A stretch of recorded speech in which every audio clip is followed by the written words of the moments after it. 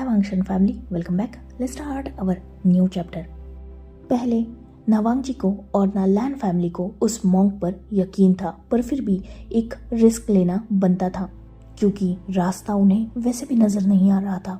इसीलिए जो है उसे फॉलो करने के बारे में लैन फैमिली ने सोचा और वांगजी को फाइनली सिचैन के साथ उस विलेज के लिए निकलना पड़ा। पहले सिचैन को भी उस मॉन्क की बातों पर ज्यादा यकीन नहीं था, पर फिर भी वो अपने भाई को बचाना चाहते थे। साथ ही उस ब्रेसलेट के मैजिक की वजह से एक दिन वांगजी की सफरिंग रुक चुकी थी, जिससे लैन फैमिली फाइनली वांगजी को लेकर थोड़ा हैप्पी भी थी। सिचैन ने अपने भाई को आगे का सफर पीसफुली करने का बोलकर वो वापस जा चुके थे। वही वांगजी जो उस विलेज में पहुंच चुका था। वी वुशियान, एक ब्यूटीफुल ओमेगा जिसकी ब्यूटी में वांगजी पूरी तरीके से मेस्मराइज हो चुका था। पर अब जब वो विंग को फॉलो कर रहा था, उसके दिल में हजार सवाल उठ रहे थे। वो मॉन्क जिसने वांगजी को बताया था कि वो 30 दिनों में मरने वाला है, उसकी एज लगभग 80 से 90 ईयर्स थी और उस मॉन्क ने क्लियरली कहा था कि वो वांगजी को नहीं बचा सकता। उस मॉन्क ने वांगजी को इस ओमेगा का एड्रेस दिया और वांगजी को सरप्राइज इस बात का था कि ये ब्यूटीफुल ओमेगा जिसकी एज 80, 90 या मोस्टली 20 होगी, उस मॉन्क से ये ओमेगा एज में 5 से 6 गुना छोटा है। इतने सीनियर पर्सन के पास वांगजी के कर्स का क्योर नहीं था और ये ओमेगा उसे बचा सकता है, क्योंकि ये तो बहुत मासूम और फ्रिजाइल लग रहा है। क्या सच में इसमें इतनी एबिलिटी है कि ये वांगजी के मौत को टाल सके? क्या सच में ये ओमेगा जिसे देखकर ये क्लियरली समझा जा सकता है कि अगर इस पर कोई अटैक करे तो ये खुद को ना प्रोटेक्ट कर पाए, वो वांगजी को बचाएगा मौत से? वांगजी बहुत ज्यादा डाउट में था, पर खैर वांगजी की सफरिंग उस मॉन्क के एक ब्रेसलेट ने रोकी थी। ये तो फिर भी जीता जागता इंसान है। यही सोचकर वांगजी जो उस ओमेगा को फॉलो करते हुए फाइनली उस हवेली के लिविंग एरिया में आ चुका था। वांगजी जो अभी तक अपनी सोच में गुम था और बस विंग को फॉलो कर रहा था, अब जाकर कहीं विंग की आवाज से वो होश में आया था और उसने विंग की तरफ देखा जो वांगजी को बैठने के लिए बोल रहा था। वांगजी जो बैठ गया और विंग उससे बहुत दूर अपोजिट काउच पर बैठ चुका था। वांगजी ने जब पूरे घर में नजर दौड़ाई तब उसने देखा कि ये हाउस 90s की याद दिलाता है। मतलब ठीक है, घर डिसेंट है, बहुत खूबसूरत है, वेल्ली फर्निश्ड है, मोस्ट इम्पोर्टेंट पूरा वुड का है और एंटिक से भरा पड़ा है। यहाँ बहुत लग्जरी चीजें नहीं है, मतलब विलेज के हिसाब से डिसेंट घर है। आजकल की टेक्नोलॉजी इस हाउस में नजर भी नहीं आ रही, फिर भी बहुत खूबसूरत है, पीसफुल है, कामिंग माहौल है। वांगजी जो पूरे हवेली को ठीक से देख रहा था, तभी उसके सामने एक सर्वेंट ने पानी लाकर रख दिया। वांगजी जिसने पानी पिया, देन वो विंग की तरफ देखने लगा जो उससे बहुत दूरी पर बैठा हुआ था। मतलब ठीक था, उनमें अच्छी खासी दूरी थी और ये बात कहीं ना कहीं वांगजी को थोड़ी वियर्ड लगी। मतलब ठीक है, वो विलेज में है, ठीक है, उसके सामने एक ओमेगा है, पर वांगजी भी ऐसा अल्फा नहीं लगता ना कि वो सीधा ओमेगा पर झपट्टा ही मार दे। पर खैर उसे यहाँ के तौर तरीके नहीं पता थे और पहले ही वो इस ओमेगा के सामने अपनी बेइज्जती करवा चुका था। 2 डंडे खाए थे उसने, तो वो अब फिलहाल अपने बिहेव को देख रहा था, पर ये बहुत मुश्किल था। सच में वो ओमेगा हद से ज्यादा ब्यूटीफुल था, खासकर उसकी आईज, नहीं शायद उन आईज से भी ब्यूटीफुल थे उसके लिप्स, या नहीं उसके लिप्स के नीचे का वो मॉल, नहीं उसके चीक्स भी बहुत ब्यूटीफुल है, या इन सब से हटके उसके हेयर्स जो इसके फोरहेड पर आ रहे हैं। वांगजी ये सोच रहा था कि ओमेगा हर तरीके से ब्यूटीफुल कैसे है, इतना खूबसूरत कोई कैसे हो सकता है। वांगजी जो फिर से उस ओमेगा की ब्यूटी में कहीं ना कहीं मेस्मराइज हो रहा था, तब उस ओमेगा ने वांगजी को होश में लाया। अपने थ्रोट को थोड़ा उसने क्लियर किया, जिससे वांगजी फिर से अपनी नजरें उस ओमेगा से हटा चुका था, क्योंकि जब से वो उस ओमेगा को एक नज़र भी देख रहा था ना, जैसे वो उसकी नज़रें हटा ही नहीं पा रहा था। इसीलिए वांग जी ने अब फाइनली एक डीप ब्रीथ ली। उसने अपने आसपास देखा जहाँ बहुत सारे सर्वेंट्स ऑलरेडी मौजूद थे और उन्हीं दोनों के तरफ देख रहे थे। खासकर वांग जी को वो घूर के देख रहे थे, पर सामने विंग था, इसीलिए वो उन दोनों के पास नहीं आ रहे थे। वो अच्छी खासी दूरी पर थे, पर फिर भी वांग जी को विंग से कुछ प्राइवेसी चाहिए थी बात करने के लिए। इसीलिए उसने विंग से सॉफ्टली कहा, एक्चुअली मुझे आपसे कुछ अकेले में बात करनी है, प्लीज। विंग जिसने नोट किया और उसने अपने सारे सर्वेंट्स की तरफ देखा। वो सर्वेंट्स जो विंग का इशारा समझ गए और उस प्लेस से बाहर की तरफ जाने लगे, पर वो सारे सर्वेंट्स जाते हुए वांग जी को ऐसे घूर रहे थे जैसे तू एक गलत कदम उठा बेटा, तेरे हाथ तंगड़े यही तोड़ेंगे अब। वांग जी जिसे पहली बार अपनी लाइफ में डर लग रहा था कि वो कुछ गलत ना कर दे और सच में उसके हाथ पाँव न टूटे, क्योंकि सच में यार वांग जी फर्स्ट टाइम 25 साल में किसी ओमेगा से इतना ज्यादा अट्रैक्ट हो चुका है कि उससे नजरें नहीं हटा पा रहा। पर खैर, उसे खुद को संभालना होगा। यही सोचकर वांग जी ने उन लोगों की नजरों को इग्नोर किया और उसने दूसरी नजर वॉच की तरफ डाली जिसमें फिलहाल 6 बज चुके थे। सिर्फ 2 घंटे है वांग जी को विंग को अपनी सिचुएशन समझाने के लिए। वांग जी ने जब देखा कि सारे सर्वेंट्स बाहर जा चुके हैं, उसने एक डीप ब्रीथ ली। देन उसने विंग की तरफ देखा। इस बार वो पूरे होश में था। विंग की ब्यूटी को वो थोड़ा इग्नोर कर रहा था। देन वांग जी ने विंग को अपने साथ जो कुछ भी होता है उस बारे में सारी इंफॉर्मेशन दी। विंग जिसने शांति से वांग जी की सारी बातें सुनी। वांग जी जिसने अपनी बातें खत्म की और उसने मॉन्क का वो ब्रेसलेट और वो एड्रेस जो मॉन्क ने उसे लिख के दिया था उन्हें निकाल कर वो अपनी जगह से उठ गया। वो विंग के पास वो सब देने के लिए जा ही रहा था, तभी विंग ने उसे अपने हाथ के इशारे से रोक दिया और उसे जस्ट टेबल की तरफ पॉइंट किया। वांग जी जो समझ गया और उसने नोट किया, उसने उन दोनों चीज़ों को टेबल पर रख दिया और विंग की तरफ जस्ट थोड़ा सा खिसका दिया। विंग जिसने वांग जी को फिर से अपनी जगह पर बैठने के लिए बोला और वो अपनी जगह से थोड़ा आगे हुआ। उसने उस ब्रेसलेट को और उस चाम नहीं मतलब उस एड्रेस को उठा लिया और वांग जी ने फर्स्ट टाइम अपनी आंखों के सामने कोई मैजिक नहीं बल्कि मिरेकल देखा था। जैसे ही विंग ने उस ब्रेसलेट को ठीक से देखा, कुछ ही पल बाद वो ब्रेसलेट टूट के बिखर चुका था।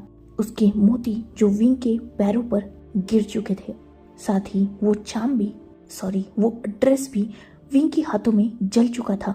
वांग जी जो ये देखकर शॉक हो गया। वो थोड़ा हड़बड़ा गया क्योंकि ये ब्रेसलेट उसे बचा सकता था उसकी सफरिंग से, पर ये टूट गया।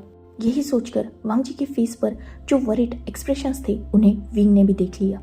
विंग जिसने एक सॉफ्ट स्माइल से वांग जी को देखा और अपनी मेलोडियस वॉइस में कहा, देखो डरो मत।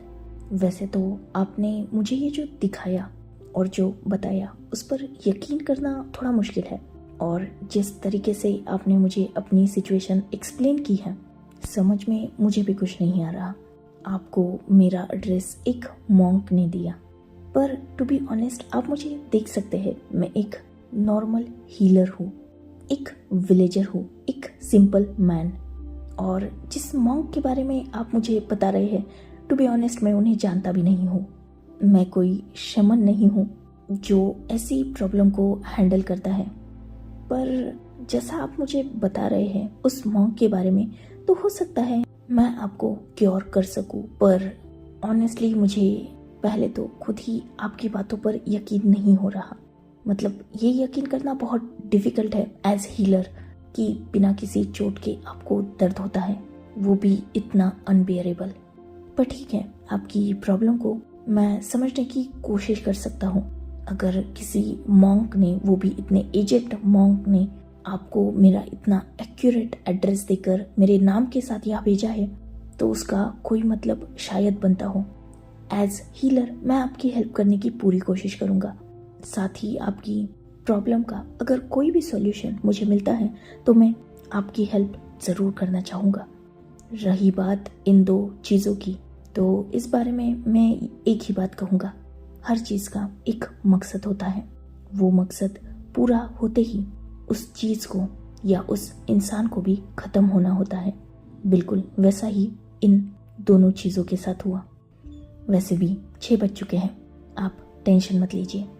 जैसा कि आपने बताया, आप बहुत दूर से आए हैं और ये छोटा सा विलेज है और स्पेशली आप मुझसे मिलने आए हैं तो आप यही रह सकते हैं। मैं आपके लिए रूम अरेंज कर देता हूँ। रही बात आपकी प्रॉब्लम की तो 2 घंटे बाद पता चल ही जाएगा। अगर सच में मैं आपकी हेल्प कर पाया तो मैं खुद को खुशकिस्मत समझूंगा। अब आप थोड़ा रेस्ट कर लीजिए, मैं रूम अरेंज कर देता हूँ। वांग जी जिसने विंग की बातों पर नोट कर दिया, विंग जिसने अपनी सर्वेंट्स को अंदर बुलाया और उनसे अपने ही इस हवेली में एक रूम अरेंज करने का बोला। वो सर्वेंट्स जो तुरंत वहां से जा चुके थे, वही वांग जी अभी भी विंग के सामने बैठा हुआ था, क्योंकि ऑब्वियसली रूम अरेंज होगा तब वो रूम में जाएगा। अब तक बाकी के कुछ सर्वेंट्स वांग जी के सामने कुछ स्नैक्स रख चुके थे। विंग जिसने वांग जी से कहा कि वो हेजिटेट ना करे और कुछ खा ले।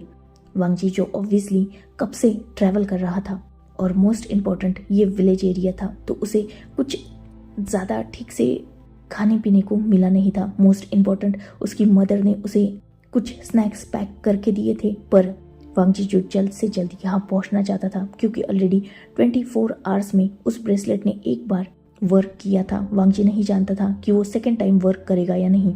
वैसे भी उस मॉन्क ने जो टाइम लिमिट दी थी वो खत्म होने वाली थी, इसलिए वांग जी को यहाँ पहुँचना था। तो उसने रास्ते में कुछ खाया पिया भी नहीं, इसलिए वो थोड़ा हेजिटेट तो था, पर फिर भी उसने वो स्नैक्स इंजॉय करना स्टार्ट कर दिया था और सच में उसका टेस्ट बहुत ज़्यादा अच्छा था। वांग जी को पसंद आया। वांग जी जो वो स्नैक्स खा रहा था और विंग की तरफ देख भी रहा था। सच में विंग ने जैसा कहा, वो कोई शमन नहीं नजर आ रहा जो ऐसी प्रॉब्लम को डील करे। वो तो एक नॉर्मल छोटे से विलेज का हीलर है जो बस जड़ी बूटियों की और शायद एक्यूपंक्चर या बाकी ट्रेडिशनल चाइनीज मेडिसिन की इन्फो रखता होगा। वैसे भी वो लगभग 18, 19 या 20 साल का बच्चा लग रहा है, पर खैर एक रास्ता यही था, यही वांग जी सोच रहा था। विंग जिसने वांग जी से पूछा कि ये प्रॉब्लम कब से स्टार्ट हुई, क्योंकि वांग जी ने सब कुछ बताया पर ये एक बात नहीं बताई थी। वांग जी जिसने विंग को आंसर किया कि ये प्रॉब्लम उसके 25th बर्थडे से स्टार्ट हुई। वांग जी ने विंग को बर्थ डेट भी बताई और साथ ही ये भी कि ये बस अजीब सा दर्द उसे 2 घंटे के लिए होता है। विंग जिसने वांग जी की जब बर्थ डेट सुनी उसे थोड़ा अजीब लगा, उसके एक्सप्रेशंस थोड़े चेंज हुए थे, पर खैर वो तुरंत ही नॉर्मल भी हो चुके थे। वांग जी और विंग नॉर्मली बातें कर ही रहे थे, तभी एक सर्वेंट आया और उसने विंग को इन्फॉर्म किया कि रूम अरेंज हो चुका है। अब तक लगभग 6:30 हो चुके थे। विंग जिसने नोट किया और वो उठ गया। वांग जी जो खुद भी उठ चुका था। विंग ने वांग जी को उसका रूम दिखाया। देन उसने वांग जी से कहा कि वो थोड़ा रेस्ट कर ले और डिनर प्रिपेयर होने के बाद विंग वांग जी को बुला लेगा, वो दोनों साथ में डिनर करेंगे। वांग जी जिसने नोट किया और वो उस रूम में एंटर कर चुका था, वही विंग पलट के जा चुका था। वांग जी जिसने वो रूम जब देखा तब उसे अच्छा लगा। रूम अच्छा खासा बड़ा था, मतलब ये रूम वांग जी के मेंशन वाले रूम से थोड़ा ही शायद छोटा होगा। रूम में इलेक्ट्रिक डिवाइस और गैजेट्स नहीं थे, पर फिर भी रूम काफी खूबसूरत था। वॉल पर ब्यूटीफुल पेंटिंग्स, कुछ एंटिक चीजें, एक बड़ा बेड, रूम से ही अटैच वॉशरूम, एक एंटिक सीलिंग फैन।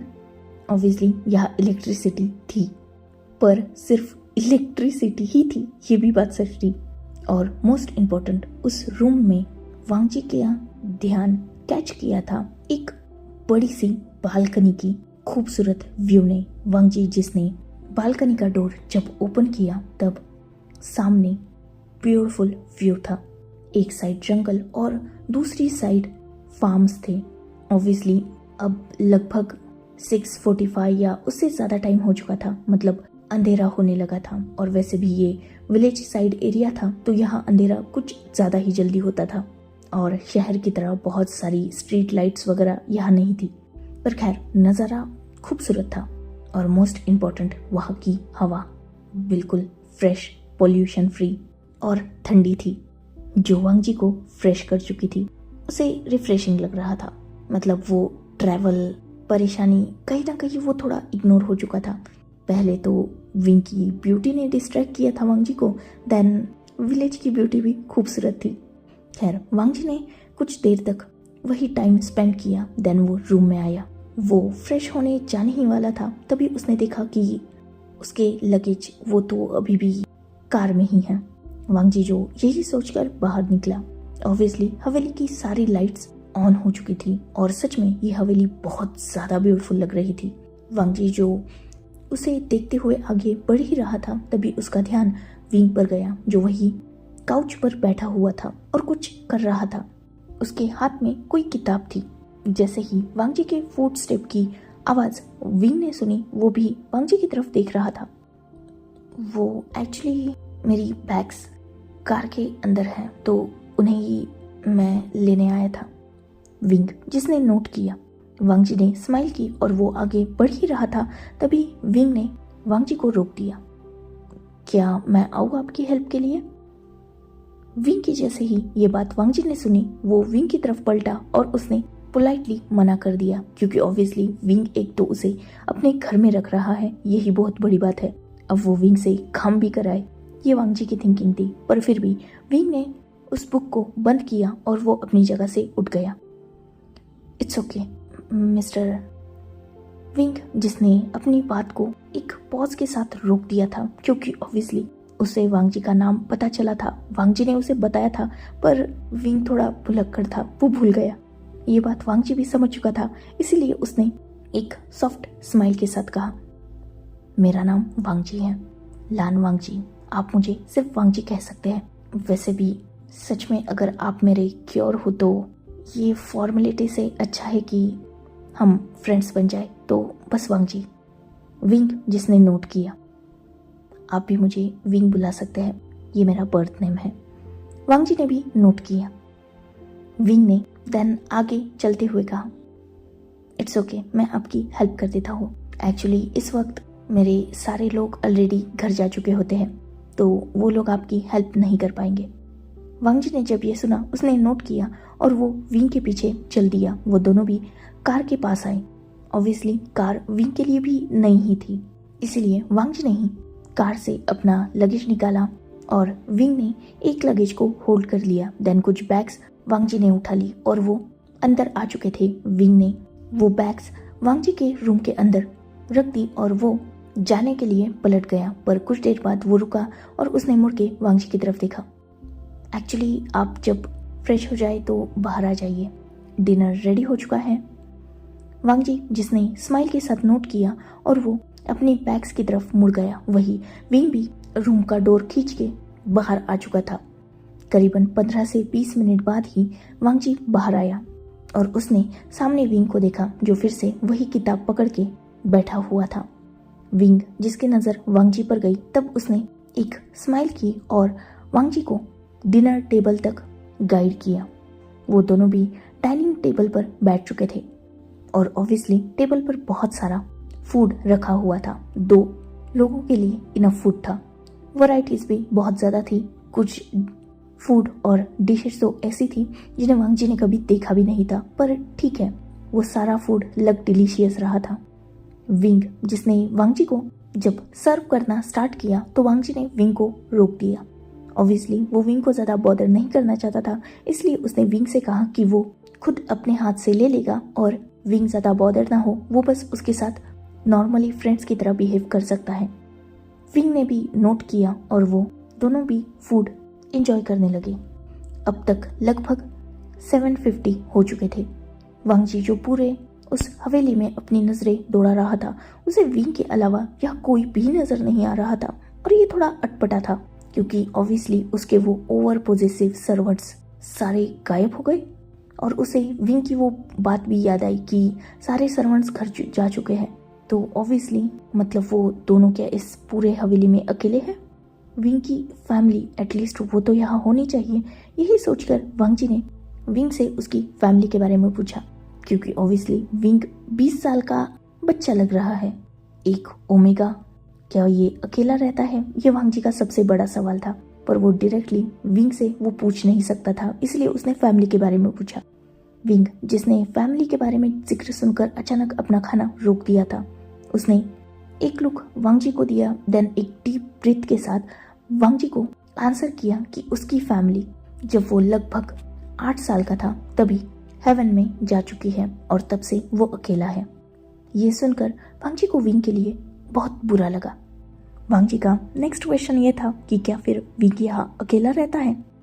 इस बात पर विंग ने नोट कर दिया। वांग जी को ये जानकर बहुत ज़्यादा अजीब भी लगा और बहुत ज़्यादा क्यूरियोसिटी भी हुई, इसलिए वो विंग से उसकी बाकी की चीज़ों के बारे में पूछने लगा। मतलब ऑब्वियसली 8 साल का होने के बाद उसकी फैमिली की डेथ हो चुकी है, तब से वो अकेला है, तो फिर वो सब कुछ संभालता कैसे है। विंग ने इस बात को आंसर करते हुए वांग जी को बताया कि वो बचपन से ही थोड़ा एक्स्ट्रा ऑर्डिनरी है, बहुत ज़्यादा इंटेलिजेंट भी है, इसीलिए उसे ये बचपन से ही बहुत सारी चीज़ों को सिखाया गया फैमिली द्वारा। देन उनकी डेथ के बाद विंग ये सब कुछ संभालने लगा।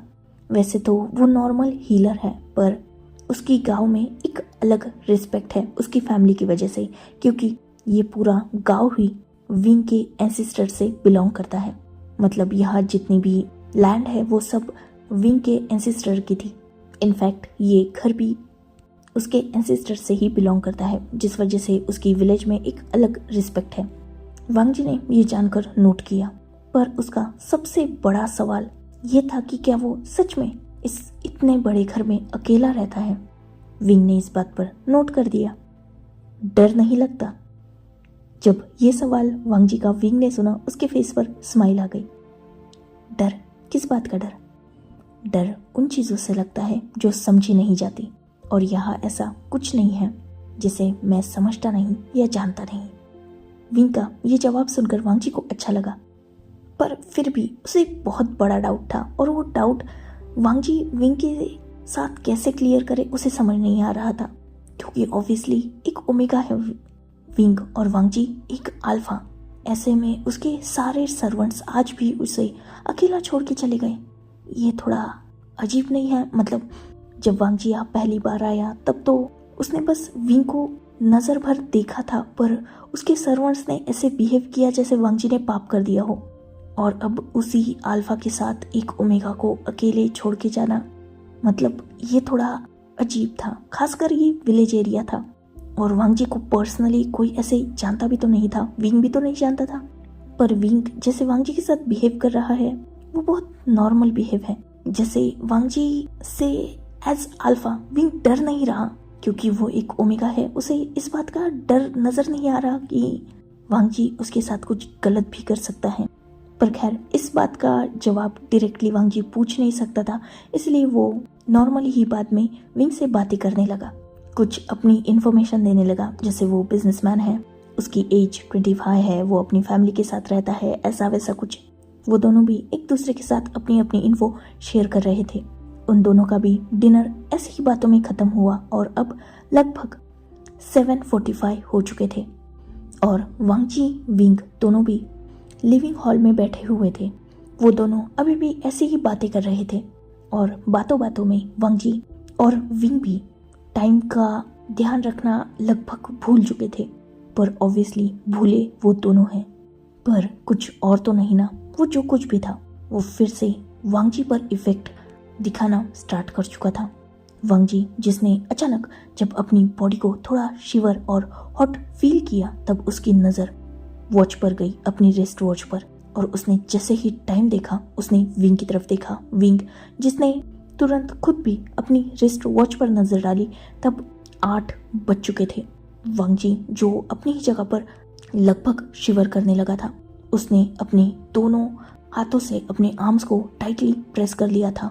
उसकी आंखें धीरे धीरे रेड हो रही थी। बहुत कम वक्त लगा और वांग जी जो दर्द में तड़पने लगा। विंग, जो वांग जी को देख रहा था, या यूं कहा जाए ठीक से नोटिस कर रहा था, उसने देखा कि सच में वांग जी की आंखों से आंसू आ रहे हैं। विंग, जो अपनी जगह से उठ चुका था, वही वांग जी भी, उसे बहुत ज्यादा दर्द हो रहा था। ये दर्द तो नॉर्मल से बहुत ज्यादा था। मतलब पहले भी ठीक है, वो दर्द में तड़पता था, चीखता था, रोता था, पर आज उसे जैसे उससे दुगना या नहीं शायद 10 गुना ज्यादा दर्द हो रहा है। वांग जी जो चीखने लगा, चिल्लाने लगा। वो जो जिस काउच पर बैठा हुआ था वहां से नीचे गिर चुका था और आज कुछ अलग था। विंग जो खुद भी कुछ समझ नहीं पा रहा था, वो वांग जी को बस ध्यान से देख रहा था। वही वांग जी जिसने आज कुछ अलग फील किया। आज सिर्फ उसे दर्द नहीं हो रहा था, कुछ महसूस हो रहा था। वांग जी ने तुरंत अपनी शर्ट को निकाल के फेंक दिया। निकाला नहीं था, लगभग खींचकर फाड़ा था।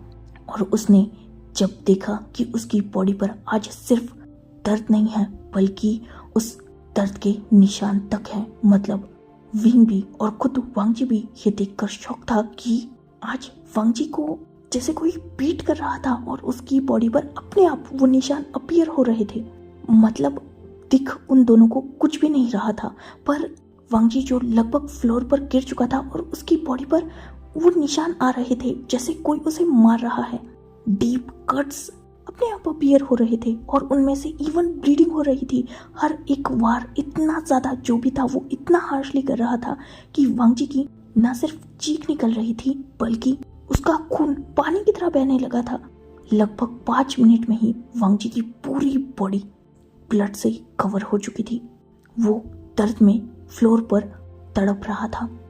विंग जो ये देखकर पूरी तरीके से शॉक हो चुका था। उसने फर्स्ट टाइम ऐसा कुछ देखा था जहाँ एक तरफ वांग जी अपने दर्द में तड़प रहा था, खून से पूरी तरीके से कवर हो चुका था और वो विंग की तरफ अपनी होपफुल आईज से देख रहा था। वो हो सके उतना कोशिश कर रहा था कि वो चीखे ना, चिल्लाए ना, पर उसे दर्द ही इतना बेशुमार हो रहा था कि वो खुद को रोक नहीं पा रहा था। वही विंग जो बिल्कुल हड़बड़ा चुका था, उसे समझ में ही नहीं आ रहा था उसे करना क्या है, क्योंकि ऑब्वियसली वो एक हीलर है और ये तो कोई सुपर नेचुरल एंटिटी जैसा कुछ लग रहा है।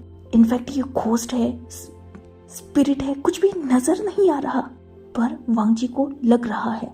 ये बहुत वियर्ड था। विंग जो अब तक वांग जी से दूर खड़ा था और वांग जी लगभग 20 मिनट से वैसे ही फ्लोर पर तड़प रहा था। विंग जो अब खुद को रोक नहीं पाया और वो वांग जी के करीब आने लगा। वैसे तो विंग ये करना नहीं चाहता था, पर फिर भी वो किसी को अपने सामने इतना दर्द में, ब्लड में कवर नहीं देख सकता था, इसलिए वो वांग जी के करीब आने लगा। पर अचानक एक मिरेकल और सब कुछ धीरे धीरे शांत होने लगा। वांग जी ने अचानक अपनी बॉडी में एक अजीब सी कोल्डनेस फील की। धीरे धीरे उसका दर्द जैसे खत्म हो रहा था और मोस्ट इम्पोर्टेंट, वांग जी की वो चोटें जिसमें से अब तक पानी की तरह खून बह रहा था, वो अचानक से हील होने लगी, बिल्कुल ठीक होने लगी, जैसे कोई भी निशान वांग जी की बॉडी पर कभी था ही नहीं। ये बहुत अजीब था। विंग जो वांग जी से बस 2 कदम की दूरी पर था और वांग जी ने देखा कि उसकी पूरी बॉडी बिल्कुल ठीक हो चुकी है, खून का एक कतरा तक नहीं है। क्या ये बहुत अजीब नहीं था? ऐसा कैसे हो रहा था? ये बात जितनी शॉकिंग और कंफ्यूजिंग वांग जी के लिए थी, उतनी ही विंग के लिए भी थी। विंग भी कुछ समझ नहीं पाया था। मतलब हाँ, वो एक हीलर है, हाँ उसने पुरानी और बहुत बड़ी इंजरी को भी बहुत कम समय में हील किया है, पर ये बहुत मैजिकल था। मतलब एक ही सेकंड में जैसे वांग जी की सारी चोटें भर गई, एक खून का कतरा तक नहीं नजर आ रहा। ऐसा कैसे हो सकता है? वो दोनों भी ये सोच रहे थे, पर खैर वांग जी की हालत थोड़ी अभी भी खराब थी। वो भले ही ब्लड से नहीं पर स्वेट से कवर हो चुका था। उसने अपनी शर्ट भी फाड़ दी थी, जिस वजह से विंग थोड़ा अनकंफर्टेबल हो चुका था। ऑब्वियसली है तो वो एक ओमेगा। यही सोचकर विंग जो वांग जी से फिर से थोड़ा दूर हुआ और उसने सोचा कि वो वांग जी को पानी दे, क्योंकि ऑब्वियसली अब तक वांग जी चीख रहा था, चिल्ला रहा था। इसीलिए विंग जो पलटा और वो टेबल की तरफ जाने लगा ताकि वो वांग जी को पानी दे सके। पर जैसे ही विंग हटा और वो वांग जी से दूर हुआ, फिर से वांग जी के साथ सेम होने लगा। अचानक से फिर से उसे दर्द स्टार्ट हो गया और वो चोटें भी। ये देखकर विंग जो तुरंत पलटा, उसे अजीब लगा, ये हो क्या रहा है? वांग जी जिसने अचानक इतने दर्द में भी मोंग की एक बात याद की। कुछ लोग इस दुनिया में बहुत प्योर होते हैं, अनटच होते हैं और उनकी शैडो तक इतनी पावरफुल होती है कि वो किसी भी इंसान को प्योर भी कर सकती है और क्योर भी। वांगजी का दर्द अचानक गायब होने लगा, क्योंकि विंग ऐसी डायरेक्शन में खड़ा था जिससे विंग की शैडो वांगजी की बॉडी पर आ रही थी, जिस वजह से वांगजी का बॉडी पेन खत्म हो रहा था और वो हील होने लगा था। वो चोटें तक वैनिश हो चुकी थी। पर जैसे ही विंग पानी देने के लिए वांगजी से हटा और विंग की शैडो वांगजी की बॉडी से दूर गई, वैसे ही वो दर्द फिर से स्टार्ट होने लगा। इस बात को रियलाइज करते ही वांगजी ने तुरंत विंग की शैडो की तरफ देखा जो उससे कुछ ही दूरी पर थी। वांगजी जो लगभग रेंगते हुए उस शैडो के आगे आ गया और फिर एक बार वांगजी का दर्द गायब हो गया। विंग जो ये कुछ जानता ही नहीं था, इसलिए वो वांगजी के पास आने ही वाला था। इवन वो पूरी तरीके से कंफ्यूज हो चुका था, ये हो क्या रहा है। वांगजी फिर से ठीक हो गया। विंग जो ये सोचते हुए उसने अपने हाथ में जो जग और ग्लास उठाया था उससे पानी पोर कर रहा था। उसने वांगजी की तरफ जस्ट एक नजर देखा जो अभी भी फ्लोर पर गिरा हुआ था। उसने उस ग्लास को फ्लोर पर रख दिया और वांगजी से कहा कि वो पानी पी ले। वांगजी ने नोट किया और उसने उस पानी के ग्लास को उठा लिया। उसने कुछ पानी पिया। देन विंग जो वो जग रखने के लिए पलटा ही था, तभी वांगजी ने विंग को रोक दिया। विंग जिसने मुड़ के वांगजी की तरफ देखा, वांगजी ने विंग को मॉन्क की वो बात याद दिलाई और उसने ये भी बताया कि बस विंग की शैडो की वजह से वांगजी अपनी सफरिंग से दूर है। जैसे ही वो शैडो वांगजी की बॉडी से हटेगी वैसे ही वांगजी को फिर से दर्द होगा। ये बात बहुत अटपटी थी, इनफैक्ट बिलीव करने लायक थी ही नहीं। इसीलिए विंग को तो ये बकवास लगा। और जब वांगजी ने विंग की आंखों में एक कंफ्यूजिंग फीलिंग देखी और साथ ही डिसबिलीव भी, तो उसने विंग को प्रूव करने के लिए साथ ही खुद भी अपनी बात पर कंफर्म होने के लिए वो खुद ही विंग की शैडो से थोड़ा अलग हुआ और सेम तुरंत वांगजी की बॉडी पर एक मार्क अपीयर हो चुका था। वांगजी जो तुरंत विंग के उस शैडो के अंदर आ गया और विंग जिसे इस बात पर बिलीव हो गया। वांगजी तुरंत हील हो गया और वो विंग की तरफ देखने लगा कंफ्यूजिंगली। वही विंग जो खुद ही जस्ट लाइक पहली बार उसने कोई ऐसी चीज देखी थी और उसे बिलीव बिल्कुल नहीं हो रहा था कि ये बिलीव करने लायक बात भी है। मतलब ऑब्वियसली विंग मानता है सुपरनैचुरल चीजों को, वो मानता है, पर ऐसा कुछ ना उसने कहीं सुना था, ना कहीं पढ़ा था और ना कभी देखा था। मतलब वांगजी का क्योर विंग की शैडो है, क्या ये मतलब था उस मॉन्क का? पर हाँ, यही सच्चाई। खैर, समझ उन दोनों को कुछ भी नहीं आ रहा था, पर ठीक है, अगर विंग की बस शैडो वांगजी को उस सफरिंग से दूर रख सकती है तो वो दोनों भी ऐसे पोर्शन में बैठ चुके थे जिससे विंग की शैडो वांगजी पर गिरे। और ये सब उन्हें 10 बजे तक करना था, मतलब 2 घंटे नहीं, लगभग अब 1.5 घंटे। खैर, वो दोनों भी आमने सामने बैठे हुए थे। वांगजी जो थोड़ा नीचे बैठा हुआ था, या यूँ कहा जाए वो सीधा फ्लोर पर बैठा हुआ था, और विंग जो एक चेयर लेकर वांगजी के सामने बैठा हुआ था ताकि विंग की शैडो वांगजी पर गिर सके। साथ ही विंग ने घर की सारी लाइट्स को ऑफ कर दिया था और बस एक ही लाइट को ऑन रखा था जो विंग के पीछे जल रही थी, जिससे क्लियरली वांगजी विंग की शैडो में कवर हो चुका था। वो दोनों फिर से बात करने लगे इन अजीब इंसिडेंट्स पे भी, और कुछ देर बाद उनका टॉपिक नॉर्मल हो गया, जैसे एक दूसरे की लाइफ के अकॉर्डिंग। पर फिर भी उन दोनों की दिमाग में चल तो यही सारी बातें रही थी, पर ठीक है, एक दूसरे को डिस्ट्रैक्ट करना भी जरूरी था। यही सोचकर वो दोनों भी बातें करने लगे। वांगजी जो क्लियरली कुछ देर बाद विंग को स्लीपी देख सकता था, क्योंकि ऑब्वियसली वो विलेज में रहता था।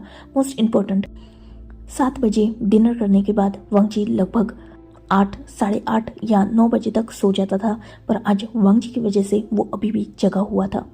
पर खैर, वांगजी भी इसमें कुछ नहीं कर सकता था, क्योंकि उसे भी उस दर्द को सफ़र नहीं करना था। इसीलिए वो विंग को डिस्ट्रैक्ट कर रहा था और उससे बातें कर रहा था, और विंग भी यहाँ से जा नहीं सकता था, क्योंकि ऑब्वियसली किसी को दर्द में तड़पता हुआ छोड़ के वो कैसे सो सकता है।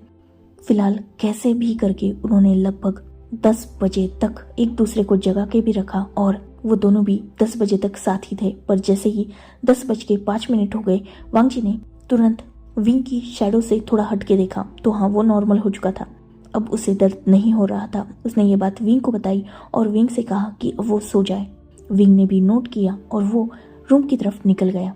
उसने वांगजी से कहा कि अगर कुछ भी नाइट में प्रॉब्लम होती है तो वो बस विंग को एक आवाज़ लगा दे। वैसे भी विंग और वांग जी का रूम साइड बाय साइड ही था। ये बात वांग जी को अब पता चली थी। वांग जी ने नोट किया और वो दोनों भी एक दूसरे को गुड नाइट विश करके एक दूसरे के रूम में जा चुके थे। मतलब वांग जी अपने रूम में, विंग अपने रूम में। वो दोनों भी फाइनली पीसफुली सो चुके थे, पर वो ख्याल उनके दिमाग से गए नहीं थे। खैर, नेक्स्ट डे मॉर्निंग लगभग 10 बज चुके थे।